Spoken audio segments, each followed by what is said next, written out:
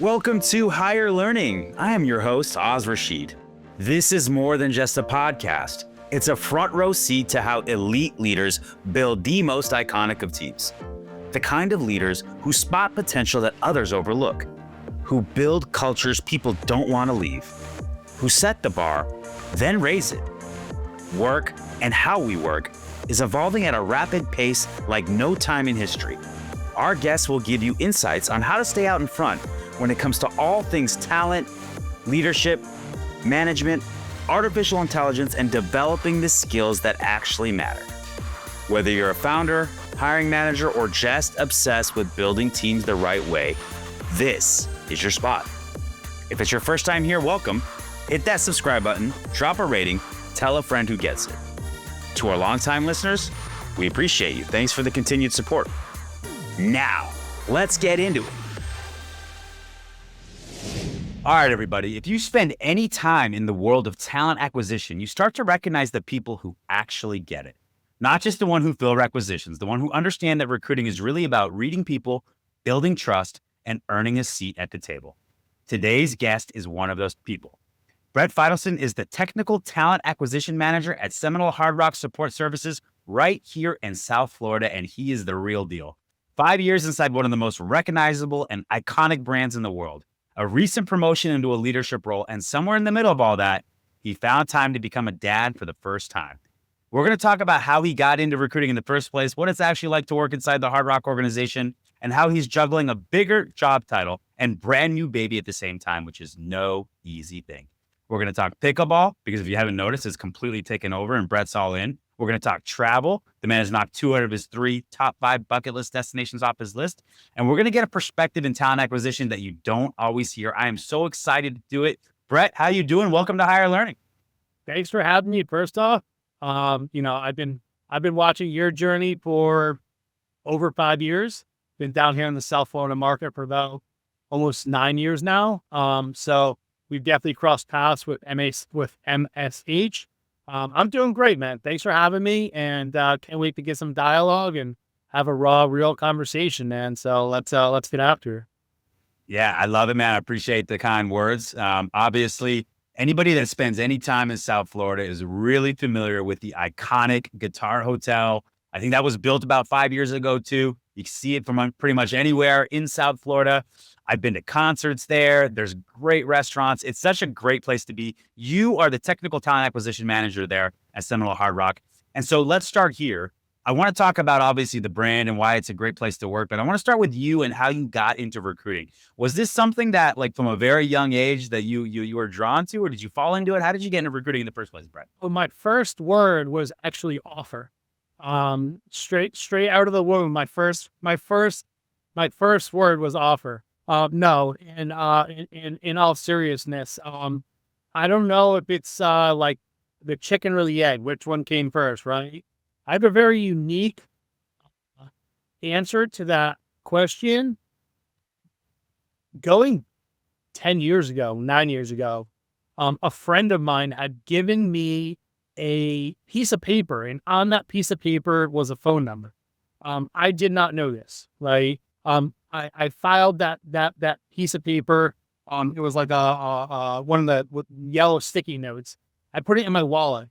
And at this time, I was working in a high-end steakhouse in Connecticut, where I'm originally from. And I was running a small personal training business. I had about 30, 40 clients. And I had decided that I wanted to find more of a career path. So I decided to leave the restaurant.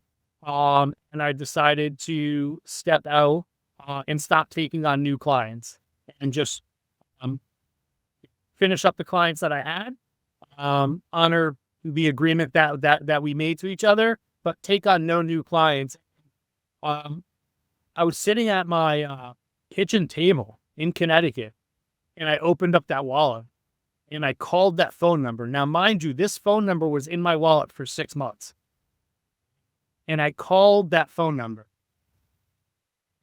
On the other side, picked up this lady. She said, "Thank you for calling Robert Half. How can I help you?" And I said, "My name's Brett. I just closed my business. I work at a high-end steakhouse. I'm very proficient with customer service and sales, and I'm passionate and I'm hungry. And a friend of mine gave me this phone number 6 months ago, and I don't know who you are or why I'm calling you, but I figured why not give you a call? And who am I talking to right now?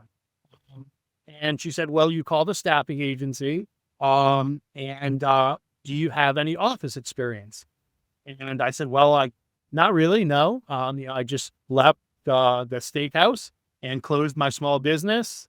But I'm willing to learn. I have a bachelor's degree. I'm a hospitality major from Arizona State. I've been in sales and customer service my entire life. I'm very proficient with marketing. Show me the ropes and, let's try to make something happen here. She said, well, sir, unfortunately, we can't help you because we only staff office professionals, and without the office experience, you unfortunately wouldn't qualify for many of the positions they have. And I said, can I please send you my resume? And she said, sure, you could send your resume, but I can't promise anything. And I said, okay, not a problem. I'll send you my resume. So I sent this lady my resume, and about 2-3 weeks later, I'm at the gym and I get a phone call, and this lady's talking a mile a minute. And 20 minutes into the conversation, I asked this person on the other side of the phone, a question. I said, are you trying to place me or are you trying to hire? What's the purpose of this conversation here? Because you're talking so fast and you have so much passion, but I don't really know what's going on here. And she said, oh no, I got your resume from the database. It seems like you sent someone in our company your resume, and you have a fitness background. You come from the F&B, you've been in restaurants, you've done marketing, you've done sales, right? You're young and hungry. You have a bachelor's degree. You seem like the perfect profile for staffing. And I was like, what is staffing? And, little by little, I got into the interview process. I went through the interview process. They hired me. I had no clue what staffing was. I had no clue what I was getting myself into. And I fell in love. And I remember my first day and my first week and my first year.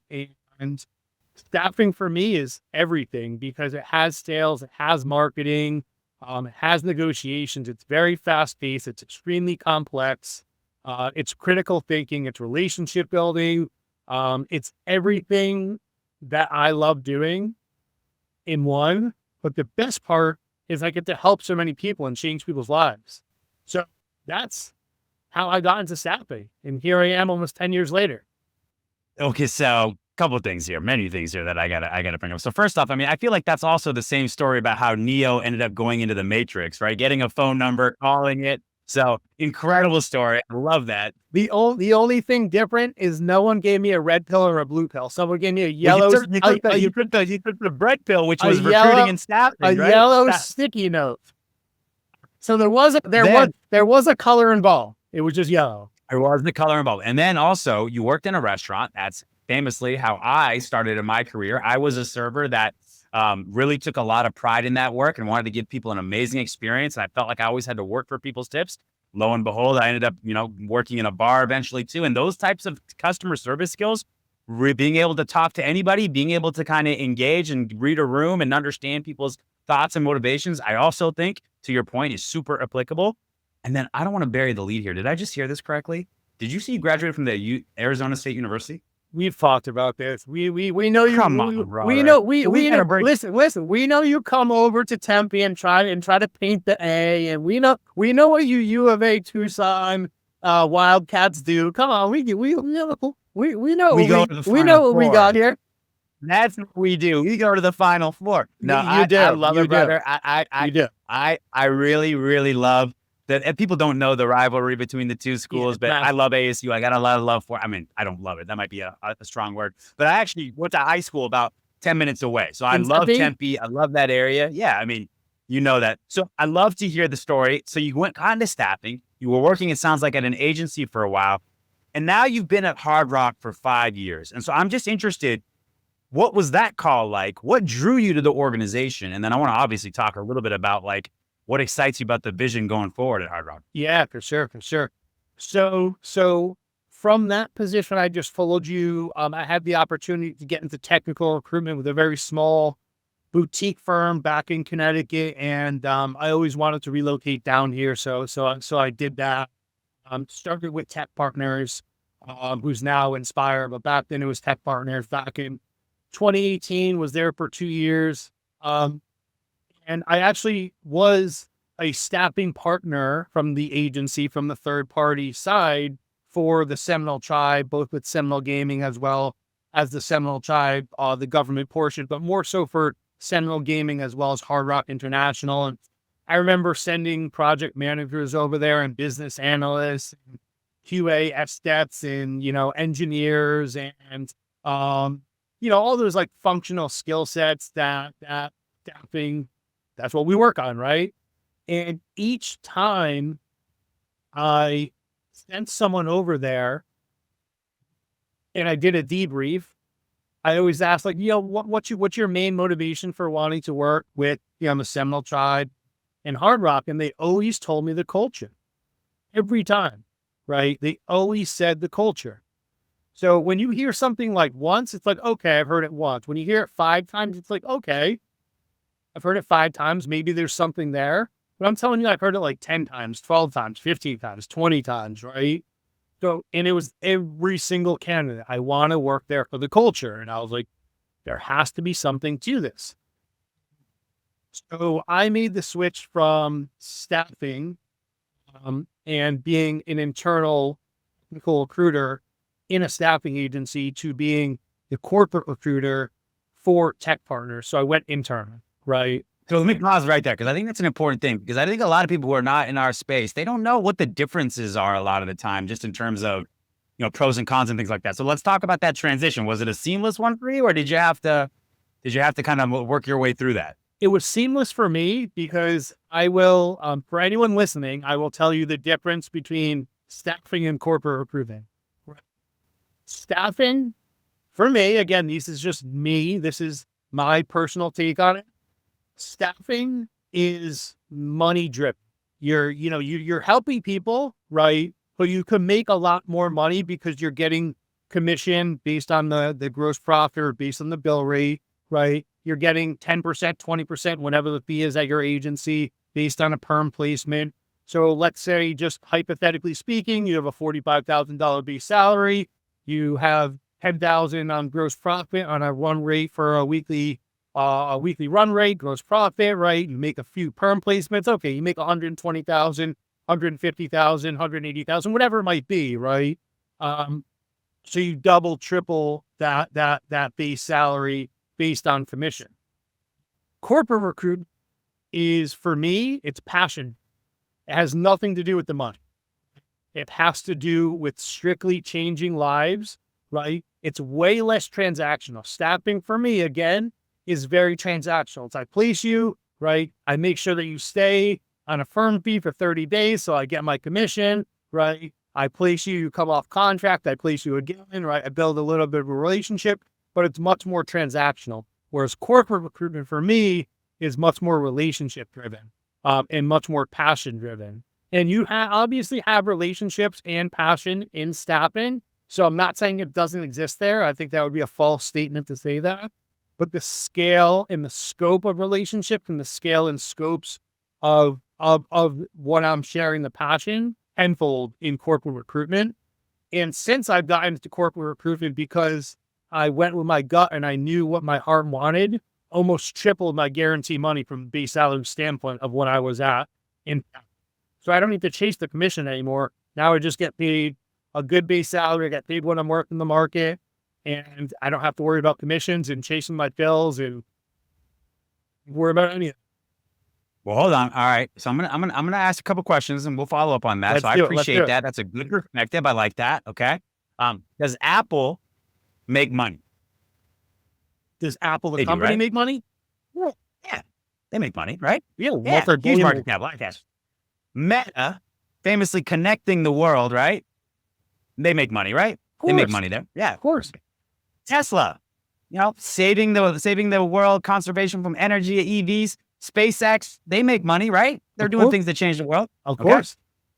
So I would tell you, I agree with you. One of the things that has been my biggest struggle about being in the staffing industry for 16 years is that there's a stigma that I have to, and our team has to break down with candidates and with customers because they're used to what you said, that commoditized nature, that throwing stuff up on the wall, the ghosting of people, the thinking about the money. Okay.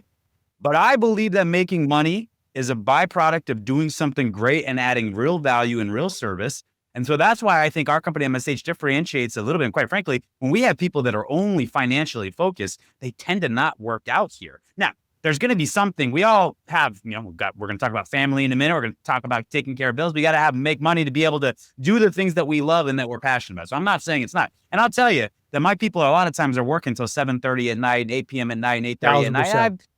Now I'm going to tell you, are they doing that because, they're passionate and changing the world? I hope so, but that's probably not going to be always the answer. They're probably doing it because they want to make some commission, but I don't think those things have to be mutually exclusive. So I'm with you on that. I actually try to break down the stereotype that we see on the staffing side because I think it leads to a worse experience for companies and for candidates. But you're right. That is important. And I will tell you this, I agree about the passion that you see from corporate recruiters and what they will put out into the world because they're working for this one company. This is their, they sell one thing, right? They sell this culture, this company. This is what we do. I'm so passionate about it. And that's why I love working with passionate corporate recruiters like yourself and people like that. But I will say to the same point that you made about, not everybody's money driven, but a lot of them are. Not every corporate recruiter is passionate and not all of them are doing it for the right reasons too. So there's good and bad on both sides. So I love that. I love that. Any follow up there? No, I think it's very true. And one of the things that drove me to you as a person and to your company is there is something different to it, right? I'm an entrepreneur. I don't really care about owning my own business, right? I think it's really cool what you do. But if I were to ever step into an agency space and create my own company, I think I'd put a lot of staffing agencies out of business because I'd be bringing the corporate recruitment mindset and that business model into staffing, right? I love that. We tell people all the time, this is how we train. We have a corporate front end, agency back end. So the way you feel about us is polished and knowledgeable and consultative and built in. Like we're there for you, right? But on the back end, we do bust our butts. We do work hard. We do these different things. And so we try to give the best of both worlds. So I don't know if you were giving me a compliment there, but that was one of the best compliments you could have given me. I think you just said, if you had a firm that you could start, it looks something like what we do here. I like what you do. You're different. You're unique, right? You're not that typical burn and turn transactional. Well, I don't know from a staffing side, because I've never really worked with you on that side, but from a person, right? You're very authentic. You're unique. One thing I will say to anyone who is listening right now, if you are in the staffing world and you are an account manager, you are a director of delivery, you are a VP, you are in the sales world, let your recruiter go to sales calls with your account managers. Trust me, it is the number one biggest thing that I really dislike is how there is such a gap from recruiters staying in their recruiting seat in the agency while the account managers are going on the business development calls. Bring your recruiters with you, because I promise you, if they can't sell the company that the account manager is trying to sell, it's very hard for recruiters and staffing to understand the culture of an office and a company we've never been to. Bring your recruiters with you. We don't even charge for this podcast. Look at all the knowledge we're dropping. All right, now I want to ask you something because I want to hear a little bit about your supporting technology. I know some of the leaders in that space. It's a super progressive organization, super innovative organization. So tell us a little bit about, for anybody listening that wants to know about Hard Rock Technology and what it's like to work there, what that culture is that you mentioned. Here's your form. Tell us about it. Yeah, for sure. We're extremely fast paced, right? Very entrepreneurial, extremely complex, right? The way I like to say it, and again, these are not Hard Rock's. This is me speaking for myself, right? We are building a Boeing 787, one of the biggest planes on the world. At the same time we're building it, we're flying. That's how fast paced and complex we are, right? for me, as an entrepreneurial mindseted person who loves business acumen, who loves complexity, who loves critical thinking, who likes being challenged, who prides himself on being a very top-notch project manager from a project manager mindset, from a professional multitasker, I love what I do. Love, love, love what I do because it ignites me in every sense of the word passion. I love the people I work with. I love the company. I love the brand, right? I've been with the company for 5 years, and the company that I was with 5 years ago versus the company that I'm with today, you'd think that it got like a facelift and a makeover in the best way possible because we're so different. We've grown so much.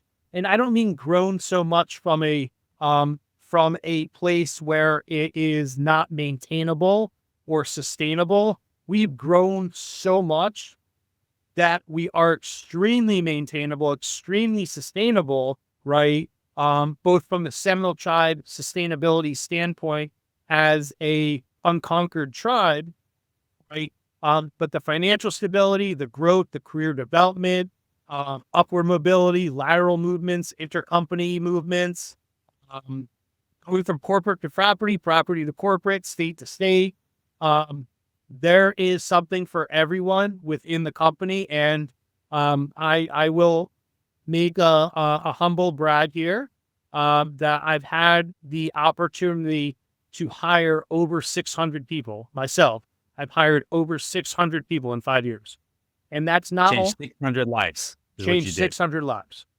And that's not only IT, that's over 18 departments. That's in 13 different states. That's in 4 different countries.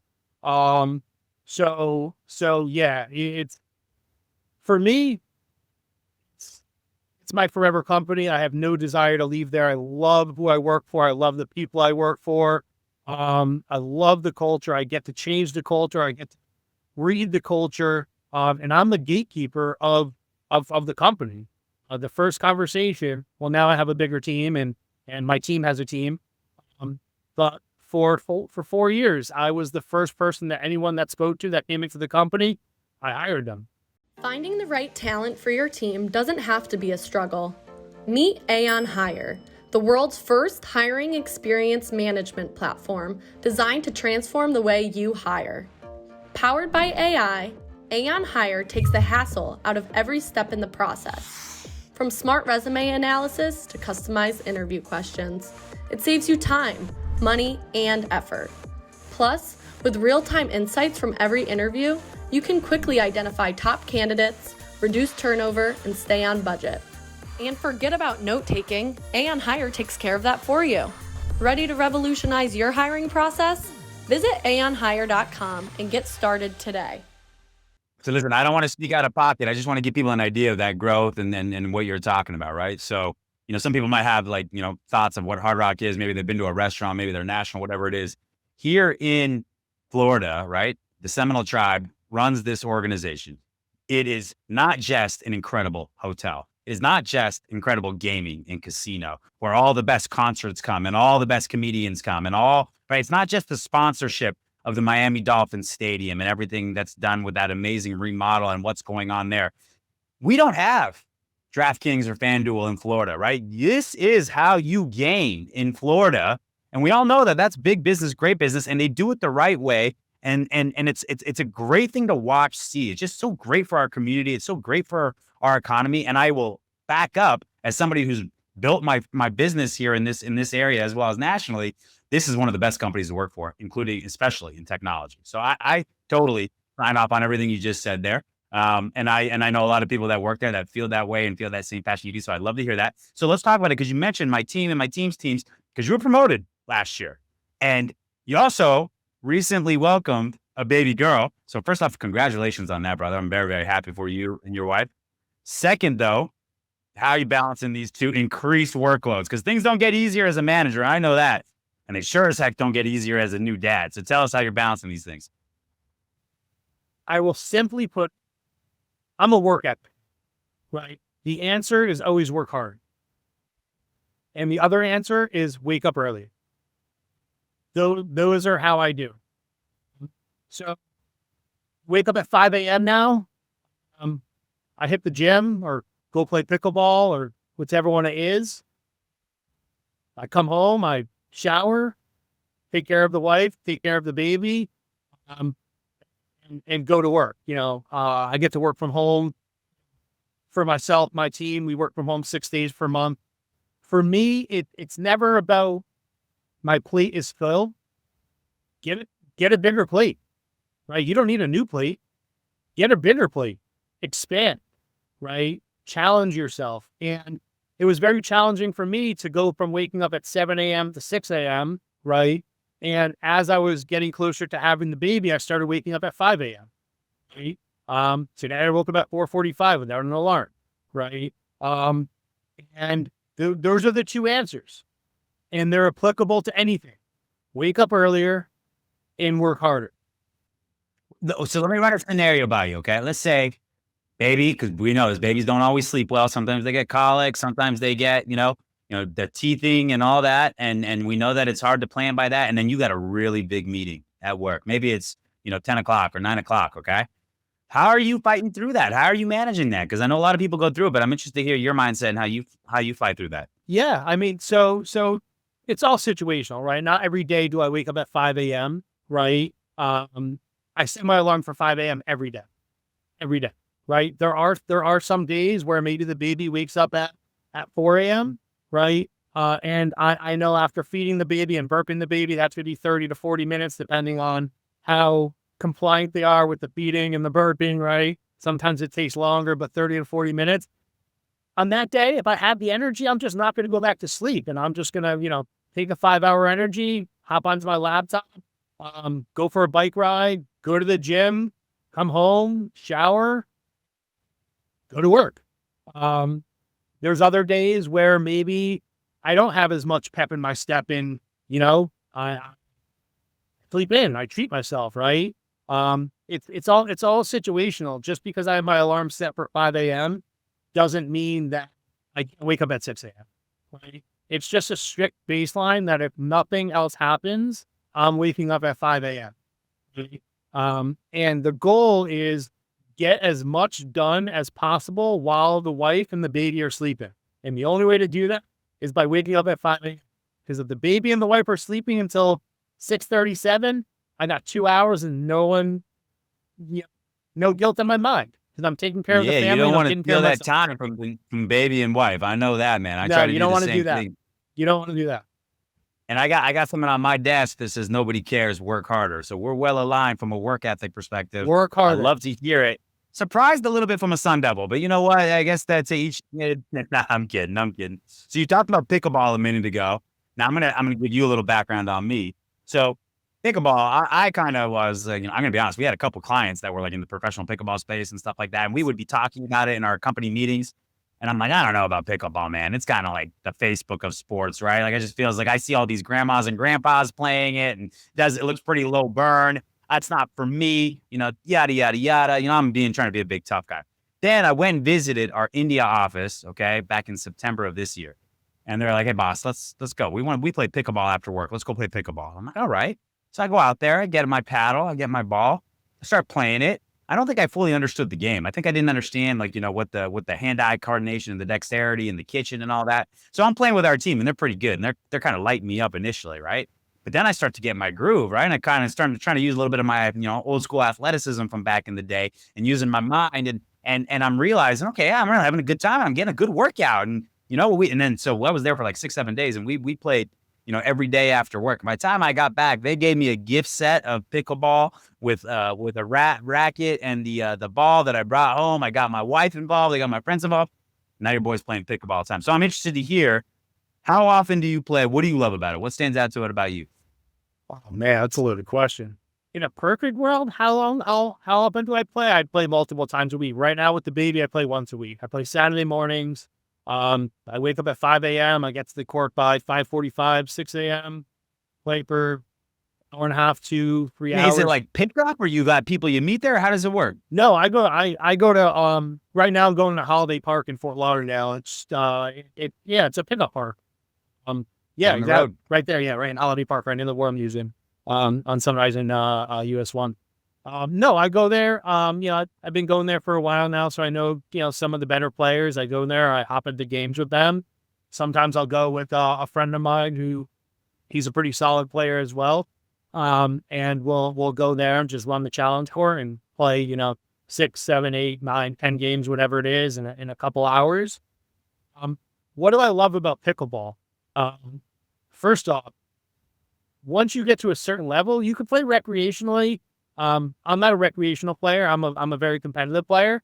As you could tell, right, staffing and work harder and wake up early and right, like I'm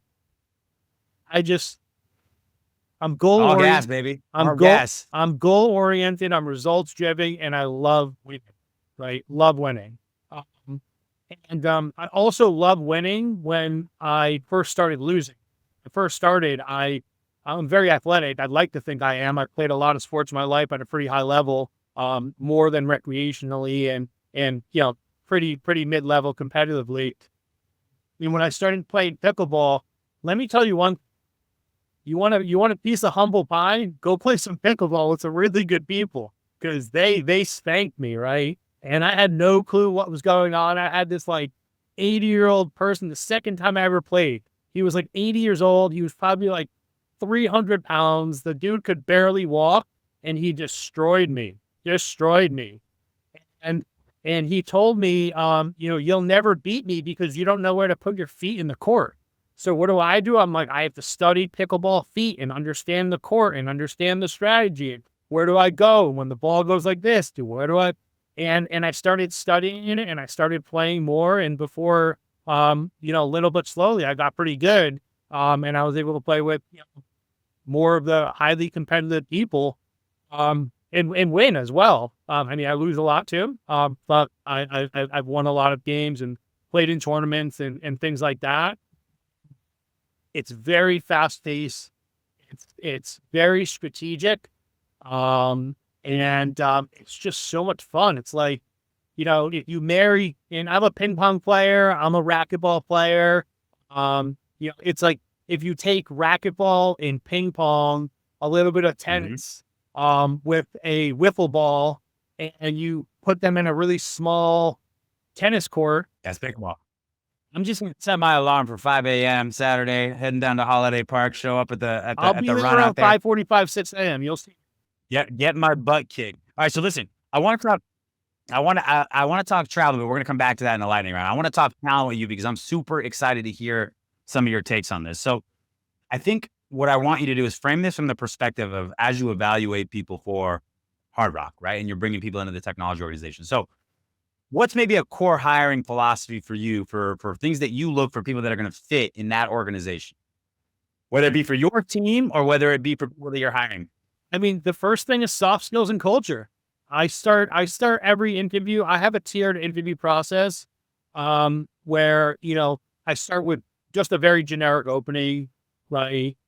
Make sure that all of the non-negotiables, are you comfortable working hybrid? No, I want fully remote. Okay, this person's not fully, you know what I mean? I ask those questions, make sure of the location, all of that, right? Make sure they have reliable transportation, all of those things. And then I get into the culture questions, right? And it's did you prepare for this interview, right? What do you know about the company? What's the brand? What's the why behind it, right? Why Hard Rock? Have you been to the property? Are you a consumer, right? Have you done your research? Do you know what the properties that we're opening up are? What's your true brand recognition? And then I just get into the culture fit, and culture is all soft skills, right? When I ask people what their, greatest soft skills are and what do they feel is going to make them a culture fit, I think you can agree with me on this. I know if someone's going to be a fit for the position within 5 minutes, before I even speak about the position. Within 5, maybe 10 minutes, I know how that conversation is going to go. Not 100% of the time, but the majority of the time, I'm pretty right on target with, okay, this person may or may not be a culture fit. So for me, it's all culture. And then obviously you need to be able to do the job, right? It's not just regurgitating things, right? And saying, oh yeah, I'm a .NET C sharp, engineer. Okay, great. So you come from a Microsoft stack, right? And you've used SQL, right? And maybe you know JavaScript and some of the front end codes. Like, talk to me about the projects that you've worked on, right? And a lot of time, people are not able to get into the weeds and actually explain and provide detail and provide substance, right? So when you start matching a candidate who has good culture with someone who can actually explain what they're doing, not from just a regurgitation, like I was explaining, but actually provide detail, provide substance, provide examples, right?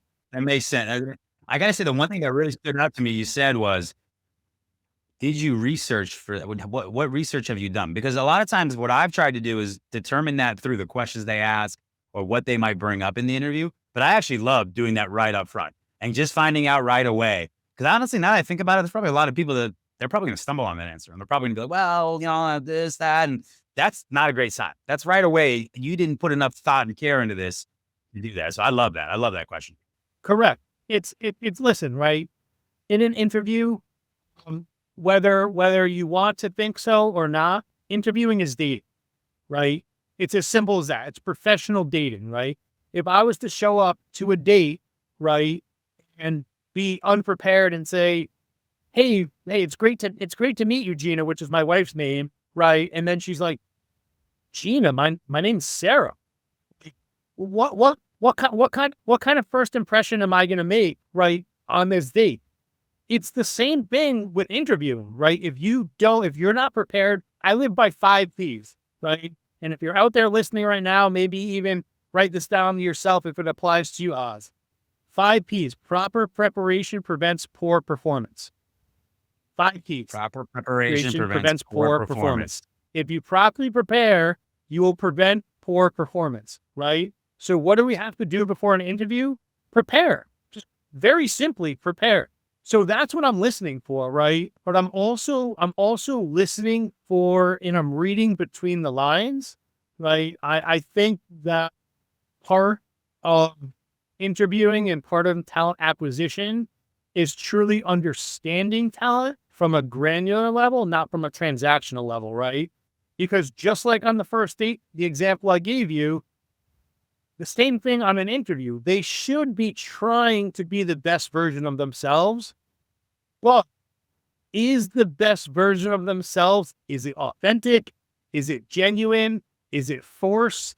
Is it unauthentic, right? And when someone is able to be authentically genuine and provide the soft skills, and they've done the 5 P's, they've properly prepared to prevent poor performance, and they're able to explain substance and explain what they do on a granular level. I mean, we got a pretty good candidate. I got another way to say that. I like to say the separation is in the preparation, right? So you got alliteration, I got some rhyming, but it all comes down to the same thing. People that want something and want it bad enough are going to prepare. And I think that's a really good sign in an interview. So let me ask you about a memorable interview experience. Is there one? It could be good, could be bad. I don't got to name names, but is there a memorable interview experience when I ask you about it, that comes to mind? I mean, yeah, there's a lot. Are you looking for anything like specific? I mean, give me the worst interview experience you ever had. Oh, the worst interview experience I've ever had. Man,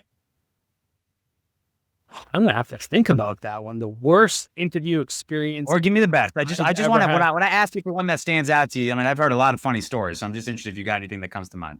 Yeah, something that was out of the pocket, or no. I mean, the worst interview experience, I'd have to go through the archive. Nothing's coming up on me, and I'm not saying I haven't had bad interviews. I've had many of bad interviews. I think it's probably more so just the interviews where they're just not prepared, simply put.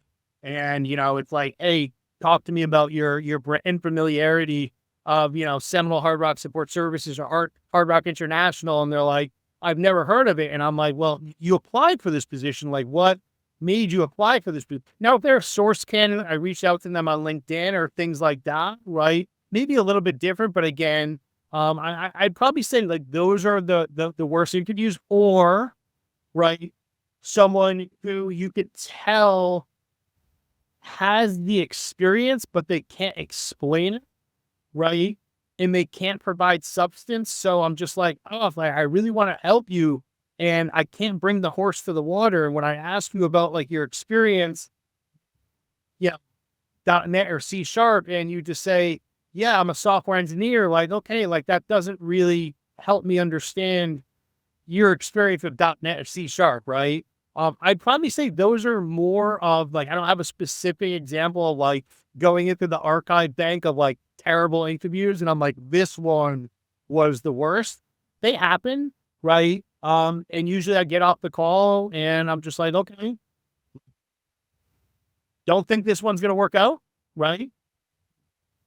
The best interviews I could say on the other side are really people who prepare. It's that simple, right? Let's talk about a candidate experience, right? Because I think candidate Yeah, I was experience going to is ask you about that. I think about how do you create a great candidate experience? How do you make yeah. sure to do that? So candidate experience has to do with the willingness to go above and beyond, with the willingness to be proactive, with the willingness to go no updates, with the willingness to give an update when there is no update, the willingness to go above and beyond, the willingness to be in the details, right? Again, it's not the transactional, like, okay, I brought you from the beginning of the process to the end of the process. I'll give you a perfect example of candidate experience. I just flew down executives. It was for a C-suite position, SVP position. And both candidates I had in the pipeline were reload candidates. So 2 candidates in the pipeline, flew them both down and had them stay at the Hard Rock, which first off, I had to create their entire itinerary, right? And if I showed you their itinerary, you'd be like, yeah, I want this job. Right. Just from the itinerary, not because I created it, like the itinerary was proper. It was really, really detailed. It had all their flight information. It had all their hotel information. It had the day of interview, right? Who are you meeting with? What's the conference room, right? It had a map of the hotel. Now, meanwhile, right, I actually blocked off my entire calendar that day to walk them to and from every interview. So I could have just stopped right there. I could have been like, hey, I gave you the map of the hotel, right? I gave you the to, I gave you the when, I gave you the who, right? But no, it's all about going above and beyond. I blocked my entire calendar. I probably walked like 15,000 steps that day because I was walking to and from. Anyone here is listening to this knows the size of the Guitar Hotel, right? I walked the entire Guitar Hotel multiple times. I had interviews in rooms I did not even knew existed. I had to get certain clearance to get into these rooms, right? Candidate experience is all about, simply put, care. How much do I truly care about you as a candidate, right? Genuinely, not because I want you to get the job, not because I want you to write a LinkedIn profile review on me, not because I want you to, for no other reason, but it's intrinsically rewarding for me to know that that candidate just got an experience that they'll never forget, right? And I 1000% can say this confidently, that those 2 candidates at the SVP level will forever remember the interview process they had, both in the flights, right? I met them at the hotel at 6 a.m. To meet with them before their 7 a.m. interview. I didn't have to do that, right? I stayed with them until 5 p.m. I made sure they didn't cross paths, but also candidate experience. You can't have a good candidate experience without a good stakeholder experience. And so many people silo those, right? I'm going to make sure the candidate has a good experience, right? But you can't make a good candidate experience with a good stakeholder experience, right? And I made sure that each one of the stakeholders, C-suite executives, some of top, I mean, up to our CEO of the company, I made sure that everything was easy for them. Everything was taken care of for them, that they knew where they needed to go, that the rooms were prepped, that the interview was prepped, that they got there on time. So candidate experience is so tied into stakeholder experience. And when you can give a high level, authentic, genuine, detailed, high level caring candidate experience, and then do the same thing for your hiring partners, whether they be clients from an agency standpoint, or whether they be your stakeholders and executive stakeholders from the corporate recruitment seat, that's what separates me from other people, right? I go above and beyond because I love doing it. It makes me feel good. And if I'm that candidate, I want the same experience. And if I don't get the same experience, I don't want to work for you. It's that simple. One of the reasons I worked for the Hard Rock, although I loved their culture, right? I had 3 interviews. I had a phenomenal candidate experience, right? 2 of the interviews, I had no clue if they even liked me. Right? 1 interview, I knew she loved me. And for me, it's like the unknown. Like, did I do good? Did I not do good? Do they like me? Do they not like me? Right? Because again, you don't want to go to your first date and be like, "Oh, I really like you. Let's get married." It's like, whoa, let's slow down here, right? Let's go through the interview process. Let me get to know you. Let me interview you as well, because you're interviewing me. Sure that you're the client, you're the hiring manager, but let me get to interview you as well, because we're forming a partnership here, right? Candidate experience is all in the detail. It's how much time and effort do I want to put into this to make a memorable experience for this person, which in turn, when I get to the closing table, it's going to be much easier to close them, right? And bring them on board because I already have that rapport. They trust me. It makes the offer a lot easier when you have a good candidate experience. I mean, you just dropped a bunch of knowledge there. There's a lot of people probably hopefully listening to that, and you're 100% right. And that must mean that you have higher offer acceptance, you have happier stakeholders, and you're just you're project managing the process to success. So I love that. Last hiring question.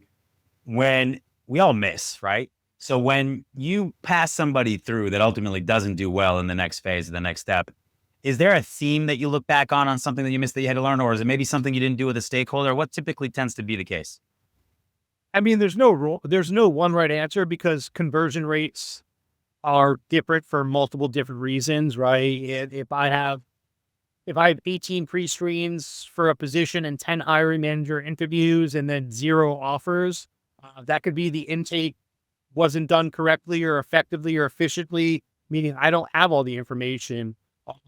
It could mean that the hiring manager was being too picky, the interview process, right? Or B, right, too open-minded on the resume review, and that's why we had 18 pre-screens, right? And 0 offers.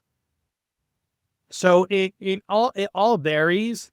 But I think one thing people don't do enough, I pride myself on this, is the art of the follow-up.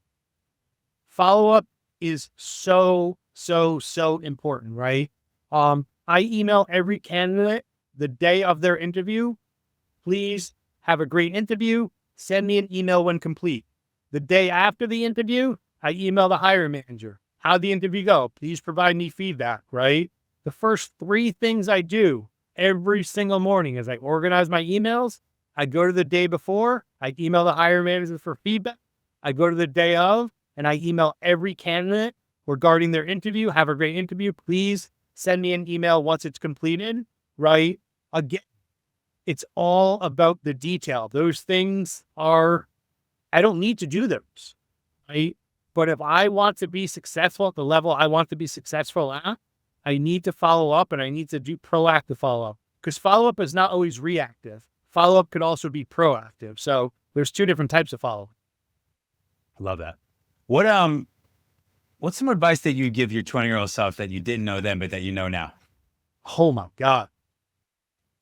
The first thing I would say is wake up early and make your bed. That's the first thing I would tell myself, right? Because I didn't wake up early and I didn't make my bed, right? Those are the first 2 things I would tell my 20-year-old self. Very simply put, because if you can wake up early and you can make your bed every day, right? A life of discipline and consistency usually yields really, really good results, right? If I'm disciplined and consistent with my discipline, it's a recipe for success. My 20-year-old self, maybe 2% of discipline and maybe 2% of consistency in the areas of my life that were like, success driven, right? Those would probably be the two areas. Wake up early and make your bed. Simply put. I love that. You accomplish something right away, and you when you get up early, you got discipline in your life. You're able to get more things done. You're able to have your own time rather than taking from other people, that whether it be your work, or your wife, or your kids. Like, totally agree with you on that. I think that is fantastic advice. Have you ever seen the video of the admiral in the Marines, the 100%. Navy, that says if you want to change the world, start by making your bed? Yep. He's a very, very famous speech, and I think he's spot on with it. It's right. You get something off the plate right away, and it's that consistency and that, your destiny is your discipline at the end of the day. There's a book that I read every day. I read one of the quotes in it, because to me, the more disciplined I am and the more consistency I show, the better results I'm going to have. That doesn't mean everything's going to be perfect. Doesn't mean I'm going to be 100% every day, but it means just showing up and doing the things that lead to great outcomes. More often than not, you're going to have better outcomes in your life. Things are going to more luck is going to happen, so to speak. You know what I mean? Exactly. Like life happens to everyone. Good things happen to bad people. Bad things happen to good people. Life happens, right? But I really, truly measure my life through how disciplined am I? How consistent am I with those disciplines, right? And if the answer is very high for both of them, I can pretty much guarantee that good things are about to happen. Just simply put. 100%. I want to go into our lightning round, our famous lightning round. We want to talk a little bit about travel. So you ready? Yeah, let's do it. All right. So I want to first hear, you said you have 5 bucket list places. Name those 5 places. So Hawaii, Italy, Greece, Bali, and Thailand. Okay. And you've been to which ones? Hawaii, Greece, and Italy. Okay. Favorite memory in Hawaii? Ooh. Renting a 4-wheel, like the Jeep with the hard tops. We were on a cruise, getting off the cruise and driving on the beaches, driving up mountains, whale watching from the Jeep. I mean, everywhere's a beach. You're on an island, right? So just rent a Jeep and drive the islands. It's so much fun. So cool. What's your favorite memory in Italy? In Italy, Rome was really cool. Rome was actually way What did you cool. like about it? What stood out to you about Rome? It's such a walkable city. We walked like probably 10 miles like each day. The food is so good. There's no preservatives. The portions are great. Everything's so cheap. They would give me a bill. Like my wife and I would get like, an entree, an appetizer, a dessert, and they'd bring the bill and it would be like $20. I think this is so cheap. So Italy, what did you love about Rome? And I want to know the best meal you had when you were in Rome. Ooh, all right. The best meal I had was in it was in Naples. We got off. I'm trying to think of the exact city. It was near why can't I think of it right now? I think it was in Naples, and we went to this place and it was called Nona's. If you go to an Italian place and it's called Nona's, it's usually pretty good. It was the best pasta I'd ever had. And it was like this shady street you walk down, like you're right off like on a little boardwalk from like the cruise ship. And it was by far the best pasta I'd ever had. This place called Nonna Marie's, and my mother-in-law is actually Nonna Marie. So we took a picture in front of it. It was the best pasta I've ever had in my life. It was phenomenal. You knew it was going to be good. All right. If somebody's going to Greece, what would you tell them they have to do that you did? You have to go to the of course, I can't think of the name of it right now. On the top of the mountain. That's why it's lightning round, baby. We would throw the curveballs at you. No, it's oh my God, why can't I think of the name of it right now? This is really gonna bother me. What did you do? You gotta you hike up the mountain, and you go to the to the Acropolis? Yeah, there you go. Crete? Yeah, Acropolis. Yeah, and there you go. Boom, boom. You got to go to the Acropolis. The Acropolis is sick. Yeah, so you hike up the mountain, right? You get up to the top of the Acropolis. By far, it's just mind blowing because these people were building the Acropolis with like by hand and like by like bungee and bringing rods. It's wild. It's crazy. Got to go to the Acropolis. It's right in the center of Athens, outside of the there's like a strip shopping plaza. It's really cool. Got to go to the Acropolis. So cool. Okay, and last two that you're going to are Bali and Thailand, right? Why those two places, and when are you knocking those off the list? Why not? I love Buddha. Namaste, right? The light in sea, the light in me, season honors the light in you. I am a Buddhist by energy. I'm a huge energy person, both from the verbal and the nonverbal. I just understand people's energy, and I love the language of love, and I love the language of peace. And Bali and Thailand. I just literally want to go to every Buddha shrine and just sit there and meditate and just hang out with monks and other Buddhists. Like, that's all I want to do. When are you going? I'm either going for my 45th or my 50th. It's already being manifested. I'm happening. I'm 42 right now. So either my 45th or 50th, depending on the family at the time, but definitely my 50th. It's not going to be past my 50th, 1000%. Non-negotiable. Did you see the White Lotus season 3 when they were in Thailand and the daughter was going and visiting the monks and then staying at the monastery and all that? White Lotus? No. Is that a show? You got to check that out. Just watch season 3 because they go to Thailand. One of the daughters is really into this idea of becoming a Buddhist monk and goes and lives at the monastery. And it's just really interesting, really cool episode. You should check it out. I literally just want to go there and just meditate and be one with the universe and in front of Buddhas. I'm not going to show you my back, but I have a pretty large Buddha on my back. Wow. We are learning some things in the light. All right, Brett, listen, I think knowledge per minute might be the highest per capita episode we've had. So I appreciate you coming and sharing so much with us. Learned a lot about the Hard Rock, learned a lot about pickleball, learned a lot about talent acquisition. I'm so grateful you came on, man. Thanks for making the appearance. Looking forward to continuing the conversation. We'll have to get together in person very soon, my friend. 1000. I appreciate it. And thank you for your time and your energy. Thank you for this platform. I truly enjoyed the conversation. Let's connect, brother. Namaste, my brother. Namaste. All right. See you soon.